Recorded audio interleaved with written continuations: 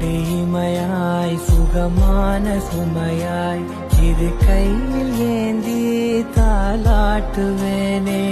காற்றோடு தலை கோதி நதியோடு தவழ்ந்து உயிரோடு உயிராக உறவாடும் அழகே. பனியோடு விளையாடி மலரூஞ்சலாடி கரை வந்து தமிழ் பேசும் இரு கால்வன் நிலவே. சிறகாக உன்னை நான் ஏந்தி செல்வேன், சினுங்காமல் உன்னை நான் பார்த்து கொள்வேன். ஒரு கோடி இன்பங்கள் உன்னை பார்த்த நொடியில் நான் வாழும் நாள் மட்டும் நீ எந்த மடியில்.